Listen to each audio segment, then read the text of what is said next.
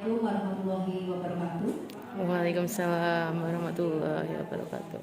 Yang terhormat Bapak Nuryadi selaku Kepala Sekolah SMA Negeri 1 Kendal. Yang saya hormati pula Bapak Ibu guru beserta karyawan SMA Negeri 1 Kendal. Sebelum kita mulai kegiatan hari ini, marilah kita terlebih dahulu berdoa supaya semua berjalan dengan lancar. Mari Bapak Ibu. Bismillahirrahmanirrahim. Berdoa cukup. Baik Bapak Ibu, pada kesempatan ini saya berdiri di sini untuk menyampaikan materi yang saya dapatkan dari kegiatan pendidikan guru penggerak, yang materi ini memang untuk guru penggerak diwajibkan untuk mengimbaskan kepada Bapak Ibu guru semua. Materi yang saya dapatkan dari modul 1.4 yaitu penerapan budaya positif di sekolah. Nantinya saya akan menyampaikan atau memaparkan beberapa konsep mengenai budaya positif, yaitu yang pertama, disiplin positif dan nilai-nilai kebajikan, yang kedua, teori motivasi, yang ketiga, keyakinan kelas, yang keempat, 5 kebutuhan dasar manusia, dan yang kelima, 5 posisi kontrol guru. Terakhir adalah tentang segitiga restitusi. Baik Bapak Ibu, sebelum kita membahas lebih lanjut mengenai eksplorasi konsep, saya akan mencoba memaparkan tentang apa itu disiplin positif. Budaya positif ya. Budaya positif adalah nilai-nilai, pola perilaku dan kebiasaan-kebiasaan di sekolah yang berpihak pada murid agar dapat berkembang menjadi pribadi yang kritis, penuh hormat dan tanggung jawab. Tentunya hal ini sejalan dengan tujuan pendidikan menurut Ki Hajar Dewantara, yaitu menuntun anak dengan segala kodrat yang ada agar mereka dapat mencapai keselamatan dan kebahagiaan baik manusia sebagai manusia maupun sebagai anggota masyarakat. Kemudian dalam menciptakan budaya positif di sekolah memang membutuhkan kolaborasi antara kepala sekolah, guru, kemudian rekan sejawat, lingkungan masyarakat dan murid itu sendiri. Dengan diterapkannya budaya positif tersebut diharapkan siswa akan memiliki karakter yang kuat sesuai dengan karakter-karakter dalam profil pelajar Pancasila. Bapak Ibu, berikut sekedar mengingatkan tentang profil pelajar Pancasila ini Bapak Ibu. Yang pertama adalah beriman, bertakwa pada Tuhan Yang Esa dan berakhlak mulia. Yang kedua, berkebinekaan global. Yang ketiga, gotong royong. Yang keempat, mandiri. Dan kelima adalah kreatif, dan terakhir adalah bernalar kritis. Beberapa budaya positif yang sudah pernah kita laksanakan diantaranya adalah piket pagi, yaitu 5S atau senyum, sapa, salam, dan sopan santun. Itu tujuan dari piket itu sebenarnya tidak sekedar kita bisa basa-basi di depan sekolah gitu, bukan, tetapi memang kita berusaha untuk mendekatkan diri kita dengan anak-anak dan juga bisa memantau secara langsung ketika anak itu mungkin melanggar katakanlah melanggar tata tertib yang ada, mungkin bajunya beda atau mungkin bednya dipasang atau enggak, atau mungkin sepatunya tidak sesuai dengan warna yang ditentukan oleh sekolah, atau juga mungkin kalau siswa yang cowok mungkin rambutnya panjang. Nah, itu bisa kita tegur secara langsung sehingga nantinya tidak terus-menerus melakukan hal yang sama. Selain itu juga akan menumbuhkan ini Bapak Ibu, kalau kita disiplin positif dengan menggunakan piket 5S itu, anak akan sadar ketika mereka melakukan pelanggaran, jadi mereka akan berpikir 2 kali untuk melakukan pelanggaran tata tertib yang ada. Kita lanjutkan berikutnya. Kemudian sholat berjamaah kita lakukan setiap sholat zuhur dan juga sholat asar. Hal ini untuk membiasakan mereka agar biar mereka itu lebih mengutamakan sholat berjamaah daripada sholat sendiri di rumah misalnya, atau mungkin kalau di sekolah mungkin mereka sampai terlewatkan tidak sholat karena kesibukan masing-masing dengan sholat berjamaah, mereka akan terpanggil ya, oh teman-teman saya sudah sholat misalnya seperti itu. Oke, kita lanjutkan kemudian Jumat sehat. Oke, di sekolah kita sudah ada Jumat sehat, Jumat ibadah, Jumat apa satunya? Jumat bersih. Iya, saya hampir lupa. Jumat berkah. Jumat bersih. Ketiganya ini memberikan apa ya? Pengaruh yang sangat kuat terhadap anak-anak tersebut. Jadi mereka akan dengan kebiasaan seperti itu, mereka akan melakukan hal-hal yang sama, dan artinya mereka akan terbiasa untuk melakukan hal seperti itu. Misalnya Jumat sehat, mereka akan rajin berolahraga, mungkin mereka sadar betul olahraga itu penting bagi mereka. Kemudian dengan adanya Jumat bersih, itu akan membangun kerjasama antara siswa untuk selalu menjaga kebersihan di sekolah. Juga mungkin nanti imbasnya di rumah juga mereka juga akan lebih rajin lagi untuk membersihkan lingkungan.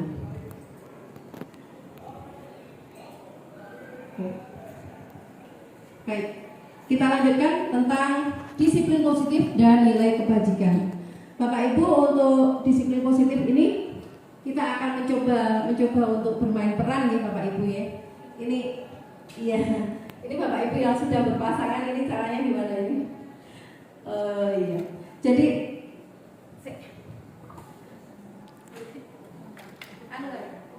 disiplin positif ini kita akan mencoba untuk bermain peran ya, untuk Bapak Ibu yang duduk di sebelah kanan. Silahkan nanti berperan sebagai kelompok A, kemudian yang duduk di sebelah kiri berperan sebagai kelompok B.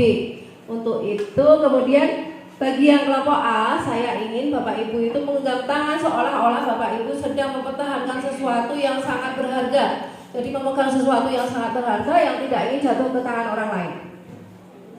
Oke, kemudian untuk yang kelompok B, Bapak Ibu mencoba untuk berusaha merebut atau membuka tangan dari Bapak Ibu yang berperan di kelompok A. Oke. Gimana Bapak Ibu, berat ya? Iya. Waduh, berarti iya keren ya. Sangat kuat ya. Oke, sudah Bapak Ibu, ya nanti tidak capek. Iya. Oke. Jadi dari apa yang sudah Bapak Ibu lakukan tadi, kita ketahui bahwa yang namanya disiplin positif itu adalah bagaimana kita mengontrol diri kita agar bisa tetap menjaga diri kita untuk tidak tergoda, tergoda oleh sesuatu yang mengganggu atau merugikan kita sehingga kita tidak bisa mencapai tujuan kita. Kemudian untuk yang lainnya sebagai tambahan, jadi Bapak Ibu juga tidak mudah putus asa ketika Bapak Ibu itu mendapatkan tantangan atau rintangan ketika dalam proses mencapai sebuah tujuan yang baik. Itu adalah disiplin positif. Baik, di situ sudah saya rangkumkan tentang disiplin positif.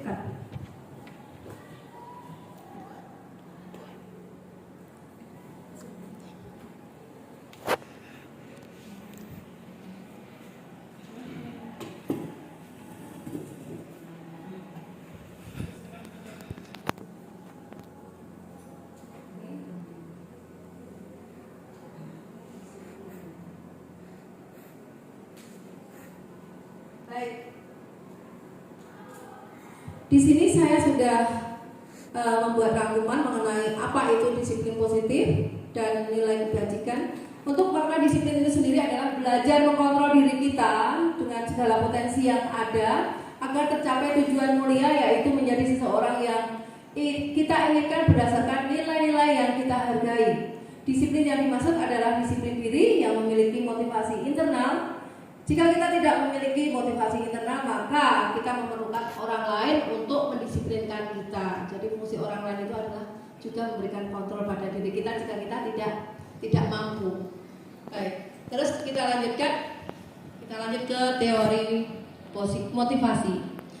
Motivasi dalam melaksanakan disiplin ada dua ya Bapak Ibu. Yang pertama adalah motivasi ekstrinsik dan yang kedua adalah motivasi intrinsik. Untuk motivasi ekstrinsik itu kita jabarkan ada dua juga. Yang pertama adalah karena kita menghindari hukuman. Jadi kita melaksanakan disiplin itu hanya karena menghindari hukuman. Takut dipanggil Pak Kepala, mungkin takut dipanggil oleh dinas dan sebagainya, atau takut disuruh lari keliling lapangan mungkin. Oke. Yang kedua adalah untuk mendapatkan imbalan dan pujian atau pujian. Jadi Bapak Ibu kalau melakukan disiplin, kita itu melaksanakan disiplin kok hanya ingin mengharapkan imbalan atau pujian, maka itu nanti akan mengecewakan Bapak Ibu karena belum tentu kita mendapati gitu. Nggak seperti biasanya ini kok aku begini kok nggak mendapat penghargaan apa-apa, maka kita akan ngobrol dan tidak mau melakukan itu lagi, tidak mau disiplin lagi. Oke. Dan yang paling bagus itu adalah motivasi intrinsik, yaitu menghargai diri sendiri. Kita melakukan disiplin atau kita itu disiplin karena kita itu ingin inilah saya. Jadi saya itu nggak mau kok ada hal yang negatif tentang saya gitu ya. Oke. Terus kita lanjutkan mengenai nilai kebajikan. Nilai kebajikan adalah nilai-nilai atau prinsip mulia yang telah disepakati bersama, yaitu rajin, jujur, tanggung jawab, adil, komitmen, dan sopan santun. Nah, nilai-nilai kebajikan itu masih banyak yang lain ya Bapak Ibu. Oke, kita lanjutkan. Terkait dengan yang nomor 3 yaitu keyakinan kelas. Bapak Ibu guru mungkin pernah melakukan atau membuat atau mungkin menyusun sebuah keyakinan kelas atau keyakinan kelas, memimpin anak-anak untuk membentuk keyakinan kelas. Tujuannya adalah untuk apa ya? Semacam memberikan sebuah kesepakatan atau membentuk kesepakatan antara kita dengan siswa. Oke. Keyakinan kelas merupakan nilai-nilai kebajikan universal yang disepakati secara universal, lepas dari latar belakang suku, agama, bahasa, ataupun negara. Keyakinan lebih memotivasi seseorang dari dalam atau memotivasi secara intrinsik. Siswa akan berperilaku baik berdasarkan nilai-nilai yang diyakini dan dihargai. Keyakinan kelas merupakan nilai-nilai yang diyakini oleh anggota kelas dalam mewujudkan terciptanya budaya positif di lingkungan sekolah. Dan ini dirumuskan dengan kalimat-kalimat yang kalimat-kalimat positif bersama dengan siswa. Kemudian terkait dengan prinsip-prinsip keyakinan kelas berupa pernyataan universal, jadi pernyataan umum ya, kira-kira yang bisa dipahami oleh anak-anak gitu. Kemudian keyakinan kelas selalu dibuat dalam kalimat yang positif, jangan sampai kita membuat tidak boleh titik-titik, tidak boleh titik-titik, tidak ada, tapi semuanya adalah berupa kalimat positif. Oke, yang ketiga, keyakinan kelas hendaknya tidak terlalu banyak supaya mudah diingat dan dipahami. Terus yang keempat, keyakinan kelas sebaiknya sesuatu yang bisa diterapkan di lingkungan tersebut. Semua warga kelas berkontribusi dalam membuat keyakinan kelas melalui curah pendapat atau jajak pendapat. Jadi masing-masing siswa itu mempunyai hak yang sama untuk menyampaikan pendapatnya terkait dengan berkontribusi untuk membuat keyakinan kelas. Kemudian bagaimana Bapak Ibu membuat keyakinan kelas? Semua siswa yang menyampaikan pendapat tentang keyakinan yang akan disepakati bersama dan tidak boleh dilanggar. Jadi semua berhak. Kemudian guru mencatat semua masukan dan ditampilkan di papan tulis, dan bersama-sama dengan siswa meninjau pendapat-pendapat yang sudah disampaikan oleh siswa itu apakah disepakati bersama atau tidak. Kemudian keyakinan kelas itu disepakati. Jika sudah disepakati, maka keyakinan tersebut bisa ditempel atau di papan atau di dinding yang mudah dilihat. Kalau di kelas saya tempel di papan administrasi Bapak Ibu, jadi biar bisa terlihat dan lagi pula untuk mengingatkan mereka itu lebih mudah. Berikut ada beberapa gambar, maaf ini foto ketika saya mengambil atau menyusun keyakinan kelas bersama anak-anak kelas 12 IPA 3. Itu waktu itu mereka antusias sekali menuliskan pendapat mereka, tentunya hal yang baik ya. Dan hasilnya setelah kita bicarakan bersama dengan anak-anak ada ini rangkumannya seperti ini. Hadir di kelas tepat waktu, melaksanakan piket sesuai jadwal, belajar dengan tertib, saling menghargai satu sama lain, menjaga kebersihan kelas, saling membantu jika temannya ada yang kesusahan. Oke. Jadi kalau ada teman yang kesusahan, anak-anak itu dengan sigap membantu dengan bisa dengan iuran atau mungkin dengan ada yang memberikan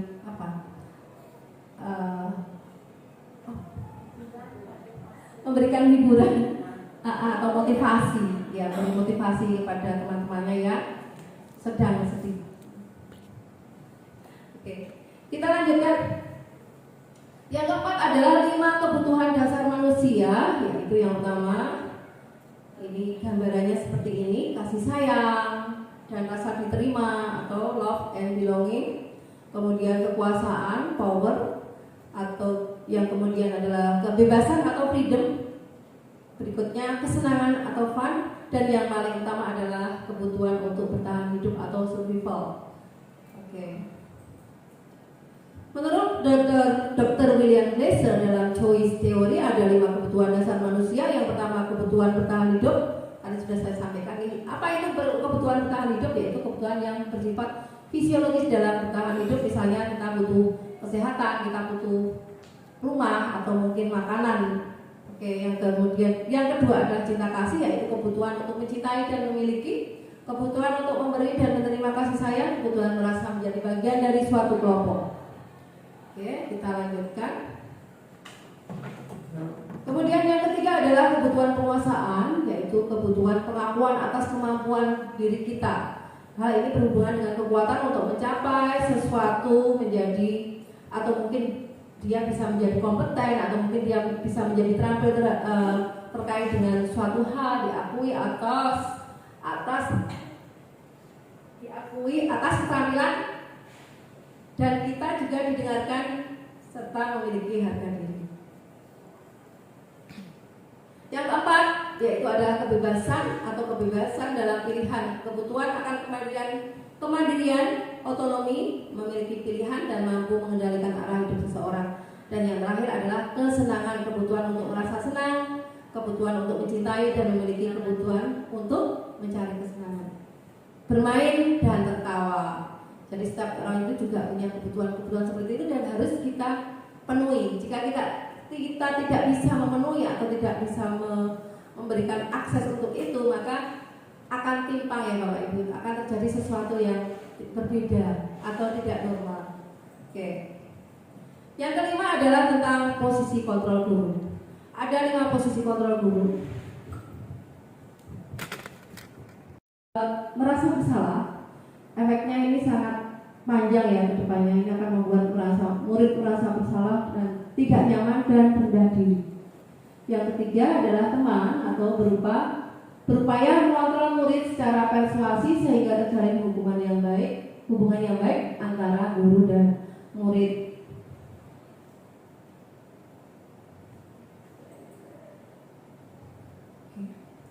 Selanjutnya, posisi kontrol yang berikutnya adalah pemantau atau mengawasi. Pada posisi ini kita akan bertanggung jawab atas orang-orang yang kita awasi dengan mencatat pelanggaran-pelanggaran yang mereka buat. Dan yang terakhir adalah posisi sebagai manajer, di mana murid diajak menganalisa kebutuhan dirinya, berkolaborasi dengan murid dalam memperbaiki kesalahan, mengacu pada restitusi yang menjadikan murid seorang manajer bagi dirinya sendiri, memotivasi dari dalam diri anak dikaitkan dengan keyakinan kelas, memberi stimulus dan mencari solusi.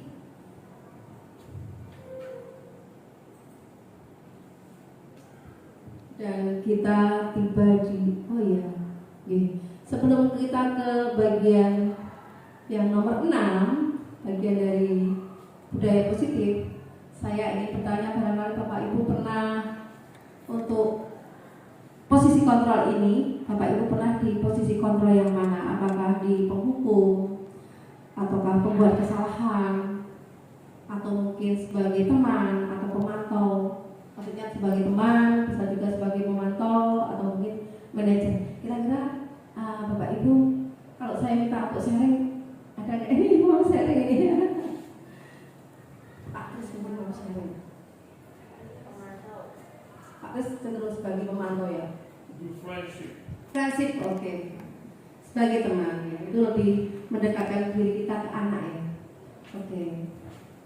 Tapi nanti efeknya ada ada juga loh Pak. Jadi anak cenderungan tidak menghargai diri. Oke. Kalau Buyung bagaimana? Ini barangkali dari Bu Buyung mau menyampaikan tentang. Terima kasih atas waktunya. Assalamualaikum warahmatullahi wabarakatuh. Waalaikumsalam warahmatullahi wabarakatuh. Setelah saya mendengarkan beberapa materi yang saya sampaikan tadi, untuk yang terakhir itu ada posisi kontrol guru. Nah, dalam posisi kontrol guru ini menurut saya yang kebetulan saya guru BK. Jadi sebagai guru BK ini kami berusaha untuk mendekati siswa, lebih-lebih siswa yang bermasalah. Untuk siswa yang tidak bermasalah pun kita lebih dekat, tetapi tekniknya yang beda. Cuma untuk siswa ini kita sebaiknya menurut saya memang berusaha sebagai guru BK itu bisa menjadi teman siswa. Karena apa? Kalau kita sudah berteman dengan siswa, itu nanti anak itu sudah akan terbuka. Seandainya ingin menyampaikan sesuatu, ingin mengutarakan punya masalah, itu nanti akan menjadi terbuka. Dan yang pasti sebagai guru BK menurut saya itu harus bisa menjaga rahasia siswa. Jadi kita yakinkan bahwa rahasia tetap ada pada guru. Jadi ini aman untuk Anda bercerita. Demi baiknya Anda mempunyai masalah, nanti bisa kita bantu. Mudah-mudahan nanti akan mendapatkan keputusan yang terbaik. Nah, sebaiknya Anda dengan ibu itu kita bisa bersharing bersama. Anda bisa menyampaikan apa yang Anda keluh kesahkan sekarang. Insya Allah nanti ibu akan bersedia membantu. Maaf, ini saya baru posisi sebagai guru BK. Mungkin untuk guru yang lain tekniknya juga beda lagi. Itu aja Bu. Terima kasih. Assalamualaikum warahmatullahi wabarakatuh. Assalamualaikum warahmatullahi wabarakatuh. Oke, terima kasih kepada Bapak Ibu yang sudah sharing, sudah menyampaikan pendapatnya mengenai posisi kontrol guru ya. Bu yang luar biasa sekali nih, udah sebagai guru BK tentunya banyak sekali pengalaman ya untuk mengatasi seorang siswa yang mungkin terlalu sering melakukan pelanggaran terhadap tata tertib yang ada. Oke. Terima kasih Bapak Ibu. Terus kita lanjutkan yang berikutnya yaitu restitusi. Pada bagian ini kita akan bahas lebih dulu mengenai apa itu hukuman dan bedanya dengan nanti gitu. Nggak seperti biasanya ini kok aku begini kok nggak mendapat penghargaan apa-apa, maka kita akan ngobrol dan tidak mau melakukan itu lagi, tidak mau disiplin lagi. Oke. Dan yang paling bagus itu adalah motivasi intrinsik, yaitu menghargai diri sendiri. Kita melakukan disiplin atau kita itu disiplin karena kita itu ingin inilah saya. Jadi saya itu nggak mau kok ada hal yang negatif tentang saya gitu ya. Oke. Terus kita lanjutkan mengenai nilai kebajikan. Nilai kebajikan adalah nilai-nilai atau prinsip mulia yang telah disepakati bersama, yaitu rajin, jujur, tanggung jawab, adil, komitmen, dan sopan santun. Nah, nilai-nilai kebajikan itu masih banyak yang lain ya Bapak Ibu. Oke, kita lanjutkan. Terkait dengan yang nomor 3 yaitu keyakinan kelas. Bapak Ibu guru mungkin pernah melakukan atau membuat atau mungkin menyusun sebuah keyakinan kelas atau keyakinan kelas, memimpin anak-anak untuk membentuk keyakinan kelas. Tujuannya adalah untuk apa ya? Semacam memberikan sebuah kesepakatan atau membentuk kesepakatan antara kita dengan siswa. Oke. Keyakinan kelas merupakan nilai-nilai kebajikan universal yang disepakati secara universal, lepas dari latar belakang suku, agama, bahasa, ataupun negara. Keyakinan lebih memotivasi seseorang dari dalam atau memotivasi secara intrinsik. Siswa akan berperilaku baik berdasarkan nilai-nilai yang diyakini dan dihargai. Keyakinan kelas merupakan nilai-nilai yang diyakini oleh anggota kelas dalam mewujudkan terciptanya budaya positif di lingkungan sekolah. Dan ini dirumuskan dengan kalimat-kalimat yang kalimat-kalimat positif bersama dengan siswa. Kemudian terkait dengan prinsip-prinsip keyakinan kelas. Keyakinan kelas berupa pernyataan universal, jadi pernyataan umum ya, kira-kira yang bisa dipahami oleh anak-anak gitu. Kemudian keyakinan kelas selalu dibuat dalam kalimat yang positif, jangan sampai kita membuat tidak boleh titik-titik, tidak boleh titik-titik, tidak ada, tapi semuanya adalah berupa kalimat positif. Oke, yang ketiga, keyakinan kelas hendaknya tidak terlalu banyak supaya mudah diingat dan dipahami. Terus yang keempat, keyakinan kelas sebaiknya sesuatu yang bisa diterapkan di lingkungan tersebut. Semua warga kelas berkontribusi dalam membuat keyakinan kelas melalui curah pendapat atau jajak pendapat.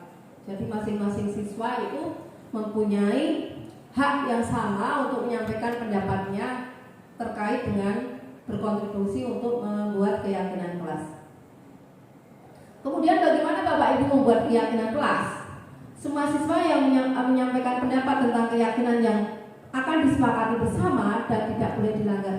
Jadi semua berhak. Kemudian guru mencatat semua masukan dan ditampilkan di papan tulis, dan bersama-sama dengan siswa meninjau pendapat-pendapat yang sudah disampaikan oleh siswa itu apakah disepakati bersama atau tidak.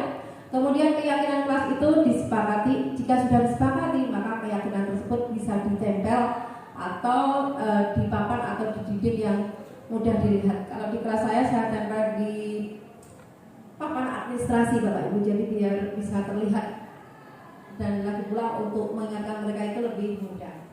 Berikut ada beberapa gambar, maaf ini foto ketika saya mengambil atau menyusun keyakinan kelas bersama anak-anak kelas 12 MIPA 3. Itu waktu itu mereka antusias sekali menuliskan pendapat mereka, tentunya hal yang baik ya.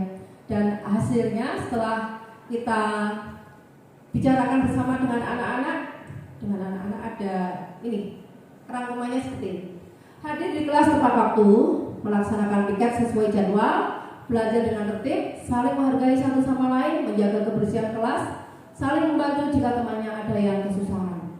Oke, jadi kalau ada teman yang kesusahan, anak-anak itu dengan sigap membantu dengan bisa dengan iuran atau mungkin dengan ada yang memberikan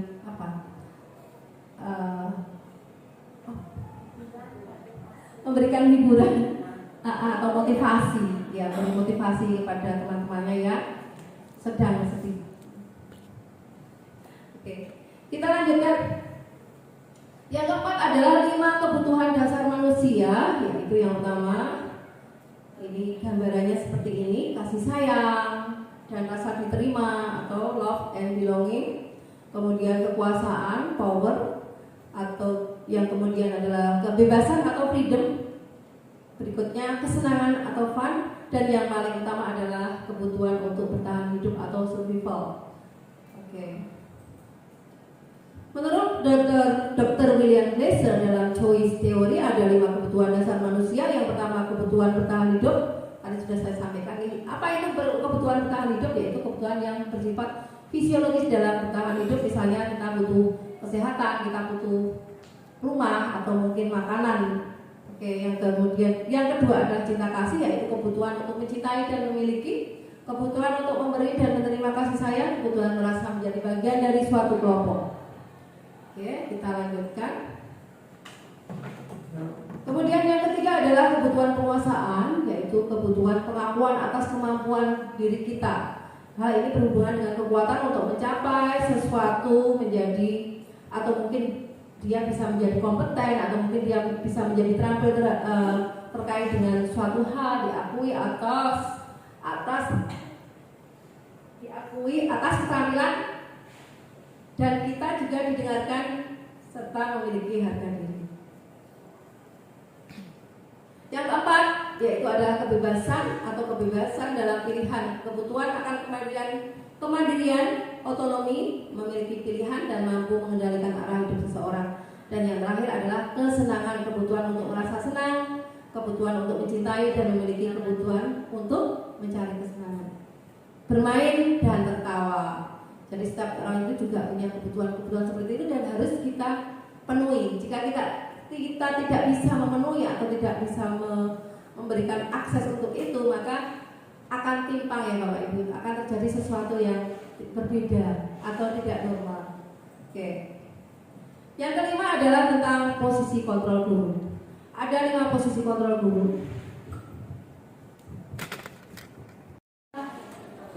Di layar Bapak Ibu bisa melihat itu adalah segitiga restitusi.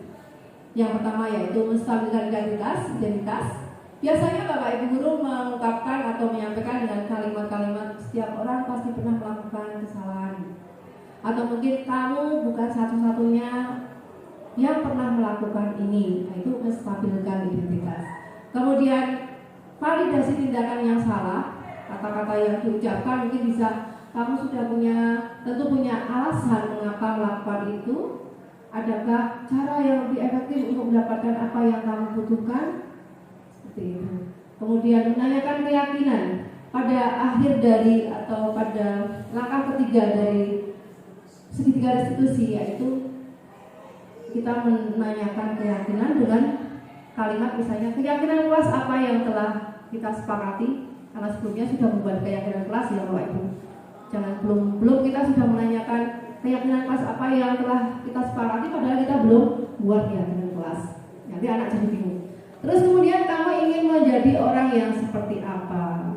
Nah, itu nanti kita mendengarkan apa yang disampaikan anak, kita dengarkan, kemudian kita berikan solusinya. Berikutnya, oh iya, ada sedikit urean yang lebih jelas mengenai menstabilkan identitas. Tujuan dari menstabilkan identitas adalah untuk membuat anak yang merasa gagal karena berbuat salah menjadi positif terhadap dirinya. Biasanya kata-kata yang disampaikan oleh guru adalah dengan mengatakan berbuat salah itu hal yang manusiawi. Bisa juga tidak ada manusia yang sempurna. Bapak Ibu juga pernah buat kesalahan yang sama misalnya. Kita pasti bisa menyelesaikan permasalahan itu. Atau Bapak Ibu tidak tertarik untuk mencari tahu siapa yang benar, siapa yang salah. Kalimat yang lain bisa Bapak Ibu lebih tertarik untuk menyelesaikan masalah. Kalau kamu menyalahkan dirimu terus menerus, apakah kamu bersikap baik pada dirimu sendiri? Kita lanjutkan tentang validasi tindakan. Tujuannya adalah membuat siswa yang mengenali basic need atau kebutuhan yang ingin dipenuhinya ketika melakukan kesalahan itu. Pada dasarnya setiap tindakan manusia tujuannya adalah memenuhi basic need. Apakah itu baik itu power, bisa juga freedom, love, atau and belonging, ataupun fun atau survival. Berikutnya kata-kata apa yang bisa disampaikan ketika kita melakukan validasi tindakan yang salah. Kamu bisa saja kan melakukan hal yang lebih buruk tapi kamu tidak melakukannya. Kamu pasti punya alasan mengapa melakukannya. Apakah yang penting bagi kamu? Apa yang penting bagi kamu? Atau kamu boleh tetap berusaha menjaga sikap itu tapi tambahkan sikap yang lain yang baru. Maukah kamu belajar cara lain untuk mendapat yang kamu butuhkan tanpa harus memukul? Apakah kamu bisa melakukan dengan lebih baik besok? Itu kata-kata atau kalimat-kalimat yang bisa kita sampaikan untuk validasi. Kemudian menanyakan keyakinan. Tujuannya adalah agar anak melihat kesalahannya dihubungkan dengan norma sosial dan nilai-nilai yang mendasari manusia berinteraksi dengan orang lain. Kata-kata yang bisa disampaikan, apa nilai yang kita percaya di kelas atau di sekolah kita, nilai-nilai universal apa yang telah kita sepakati, kelas yang ideal itu yang seperti apa sih? Kamu ingin jadi anak yang seperti apa yang kamu rasakan, dan yang lain-lain. Kita lanjut ya Bapak Ibu. Oke, thank you. Demikian tadi apa yang bisa saya sampaikan. Mudah-mudahan Bapak Ibu bisa mengambil manfaatnya. Mohon maaf apabila ada kata-kata yang tidak berkenan. Dan saya ucapkan terima kasih sekali karena Bapak Ibu sudah meluangkan waktunya. Akhir kata kita tutup dulu. Wassalamualaikum warahmatullahi wabarakatuh. Waalaikumsalam warahmatullahi wabarakatuh. Tanya.